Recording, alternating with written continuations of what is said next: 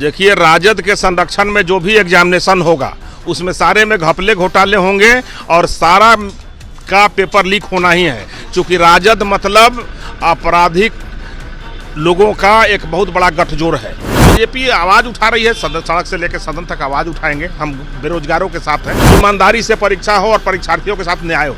के 1275 पदों पर जिस तरीके से बीते दिनों दरोगा बहाली को लेकर परीक्षा ली गई थी, अब बिहार की सियासत तेज हो गई है। अभ्यर्थी अविलंब पेपर कैंसिल करवाने की मांग कर रहे हैं। हमारे साथ बात करने के लिए बीजेपी प्रवक्ता अरविंद सिंह जुड़ेंगे, बात करेंगे। अरविंद जी, 17 दिसंबर को 2 पालियों में बीपीएसएससी के द्वारा दरोगा बहाली को लेकर परीक्षा ली गई थी। पेपर लीक की खबरें आ रही है, आयोग इसको लेकर कुछ नहीं कर रहा है। देखिए, राजद के संरक्षण में जो भी एग्जामिनेशन होगा उसमें सारे में घपले घोटाले होंगे और सारा का पेपर लीक होना ही है। क्योंकि राजद मतलब आपराधिक लोगों का एक बहुत बड़ा गठजोड़ है।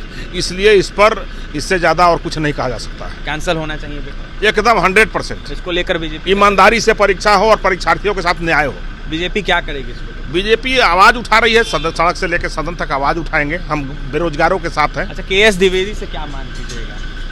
देखिए, ईमानदारी बरता जाए स्टूडेंटों के साथ।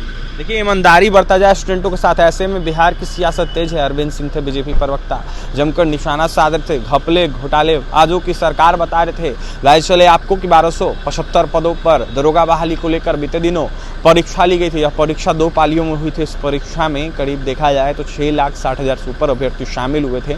अभ्यर्थियों के द्वारा कहीं ना कहीं इसको लेकर सवाल उठाए जा रहे हैं और कहा यह जा रहा है कि ये घोटाला जो हुआ इसको लेकर सरकार कुछ करे।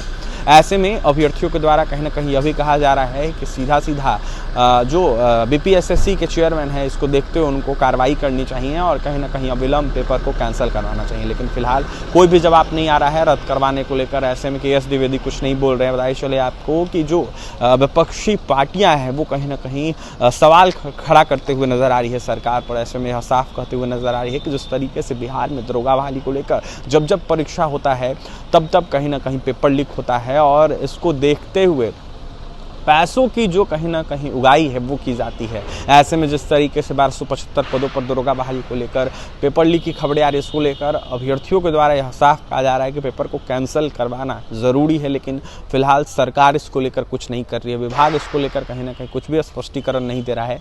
ऐसे में फिलहाल देखने वाली बात यह होगी कि दरोगा बहाली को लेकर क्या कुछ होता है। लेकिन अरविंद सिंह बीजेपी प्रवक्ता ने जमकर निशाना साधा है। ऐसे में उनका यह साफ कहना है घपले और घोटाले बाजों की कहीं ना कहीं यह सरकार है और लगातार ये महागठबंधन की सरकार में इस तरीके का काम हो रहा है और कहीं ना कहीं पेपर लीक की खबरें सामने निकल के आती हैं। युवा विरोधी भी कहा जा रहा है। लगातार इसको लेकर कहा जा रहा है कि सरकार को युवाओं से कोई मतलब नहीं है। युवाओं के अनहित में काम जो भी करना है वो नीतीश सरकार कर रही है। दरोगा बहाली को लेकर, पेपर लीक को लेकर क्या कुछ संज्ञान लिया जाता है ये देखने वाली बात होगी। लेकिन फिलहाल अरविंद सिंह जो कि बीजेपी के प्रवक्ता हैं, जमकर निशाना साध रहे थे, जाँच की मांग कर रहे थे और जिस तरीके से पेपर लीक हुआ इसको देखते हुए जो पेपर लीक हुआ है एग्ज़ाम को कैंसिल करने की मांग कर रहे थे। और भी तमाम खबरों के लिए NBC 24 के साथ बने रहे। इस वीडियो में इतना ही। इस वीडियो को ज़्यादा से ज़्यादा शेयर करें, हमारे चैनल को सब्सक्राइब करें। बहुत बहुत धन्यवाद।